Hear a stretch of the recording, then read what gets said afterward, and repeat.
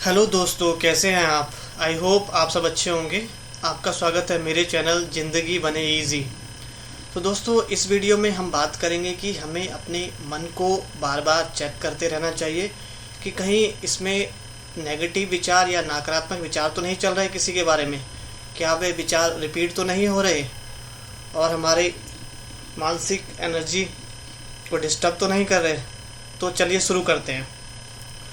दोस्तों, मन द्वारा इकट्ठे किए गए अनुभव किसी भी इंसान के साथ, चाहे वह अच्छा व्यवहार था या बुरा, उसको हम अपने मन में बिठा लेते हैं।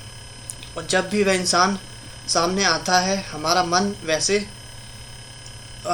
ही अच्छा या बुरा सोचने लगता है उस इंसान के बारे में, चाहे वह इंसान इस बार बदल ही क्यों ना गया हो। तो दोस्तों, हमको चाहिए कि हम किसी के बारे में भी, पुराने के बारे में भी सोचने की बजाय हमें अपने मन को समझाना होगा। वह जो भी हुआ वह उस सिचुएशन में था और किसी वजह से हुआ था। अब उस बात को ओके बोलना है और बोलना है आप सब ठीक है, और पिछली बातों को भूलना चाहिए। नहीं तो हम पीड़ित व्यक्ति जैसा अनुभव करेंगे और उदास और नकारात्मक रहेंगे। तो दोस्तों, इसीलिए हर रोज़ रात को अपने साथ थोड़ी देर बैठे। यह भी एक तरह से मेडिटेशन ही है।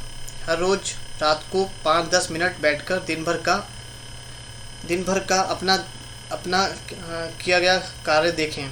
जैसे लोग पत्र और अपनी डायरी लिखते हैं, तो डायरी में क्या करते हैं, सिर्फ परिस्थिति के बारे में लिख देते हैं कि आज मेरे साथ ऐसा हुआ वैसा हुआ। वे तो सिर्फ अपना एक रिकॉर्ड बना लिया, इससे उन्होंने कुछ सीखा नहीं। लेकिन आप दिन में घटी हुई घटनाओं को एक एक कर देखें। अगर आप भूल सकते हैं तो भले ही उन परिस्थितियों को देखें, लेकिन ध्यान रखें ऐसा ना हो कि आप फिर से दुखी हो जाएं। परिस्थिति को देखें और फिर अपने आप को देखें। अगर इस समय मैं अपनी सोच को थोड़ा सा बदल लूं तो मैं अपने बिगड़े हुए संबंध को ठीक कर सकता हूं। मैं आज अगर इसे स्पष्ट नहीं करता तो मानसिक पटल में जो सारा इकट्ठा हुआ है हमारे माइंड में, वह मेरे अगले दिन में दोबारा रिपीट होता जाएगा। इसीलिए मन रूपी बाहरी पटल की प्रतिदिन सफाई करनी है। हर रोज़ अपने मन की जांच करें। उन्होंने जो किया सो किया, हमें उसे आगे नहीं ले जाना है। ये हम सब तभी कर पाएंगे जब हम उसे महसूस करेंगे। दूसरे का व्यवहार कैसा भी है, लेकिन मेरी सोच मेरी अपनी रचना है। मान लीजिए कि आज सुबह किसी के साथ कार्य करते हुए मुझे गुस्सा आ गया, तो मैं रात को सोने के समय उस दृश्य को अपने सामने लाता हूँ। जब हम उस दृश्य को फिर से देखते हैं, तब हमें समझ में आता है कि इसका दूसरा रास्ता भी था। इस तरह मैं अपने मन का पुनरावलोकन करता हूँ। जितना हम अपने साथ इस तरह से समय देते हैं, तो हम अपने मन को सही कार्यक्रम या सही प्रोग्राम देते हैं। अगर हम नहीं देखते हैं तो वही पिछला अनुभव कि उन्होंने तो फल भी गलत किया था, उन्होंने कल भी गलत किया था और आज भी गलत किया है, यही बार बार सोचता रहूँगा। तो समझ लीजिए कि मैं गलत सोचने का संस्कार बना रहा हूँ। दोस्तों, आज के समय में तनाव समाज में एक महामारी का रूप धारण कर चुका है। तनाव से बाहरी और आंतरिक दोनों कारण जीवन में आते हैं। बाहरी परिस्थिति से कई गुना ज़्यादा आंतरिक परिस्थिति का मूल कारण है व्यर्थ चिंतन, फालतू का चिंतन और परचिंतन। व्यर्थ चिंतन क्या है? सर्वप्रथम और सबसे पहले यह जानना जरूरी है, जिन संकल्पों से हमारी उन्नति नहीं होती है या हमारा कोई प्रयोजन सिद्ध नहीं होता हो, उन सभी की गणना व्यर्थ चिंतन में होती है। मन रूपी घोड़े को लगाम छोड़ देना, विचारों को आवारा बना देना, मस्तिष्क को एक चंचल पक्षी की तरह कभी इधर कभी उधर उड़ाना, पुरानी बातों को सोचते रहना, ये सब व्यर्थ चिंतन के अलग अलग नमूने हैं। ये मस्तिष्क को थकाने, परेशान करने, शक्ति को गंवाने व जीवन के अनमोल समय को बर्बाद करने वाली बातें हैं। जो अपने विचारों को भटकाता नहीं वह व्यर्थ चिंतन से मुक्त रह सकता है। जो बेमतलब की बातें सोचता नहीं, जो अनमोल संकल्पों को गंवाता नहीं, वह इतना शक्तिशाली हो जाता है कि उसके सारे कार्य संकल्पों से ही सिद्ध हो जाते हैं। बीते समय की किसी की बात के कारण व्यर्थ संकल्प या सोच चले तो विचार करें कि क्या बीते हुए को बदला जा सकता है। जो क्षण बीत गया क्या उसको लौटाया जा सकता है।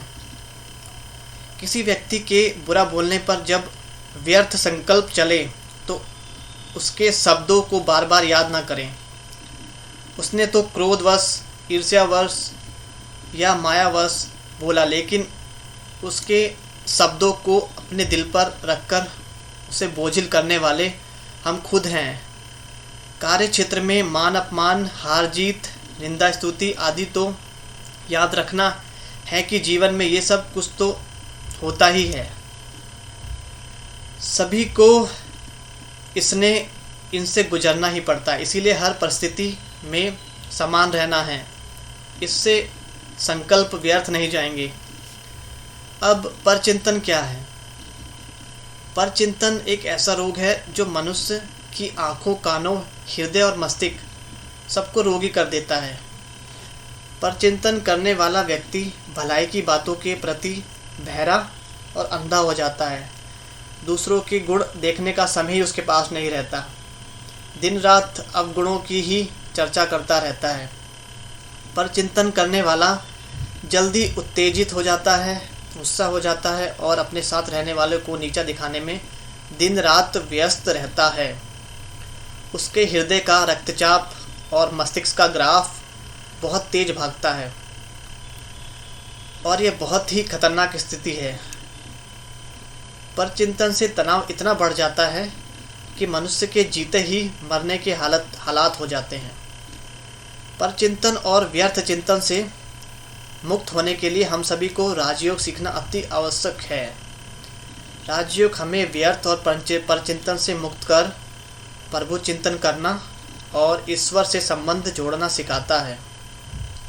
राजयोग के माध्यम से जब हम प्रभु से संबंध जोड़ते हैं तब स्वतः ही अंदर से भरपूर रहते हैं।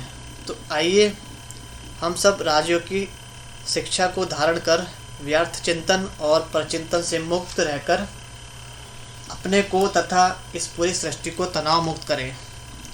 तो दोस्तों, यह वीडियो आपको कैसा लगा कमेंट कीजिए और लाइक, शेयर और सब्सक्राइब करना ना भूलें। तो चलिए दोस्तों, मिलते हैं अगले वीडियो में।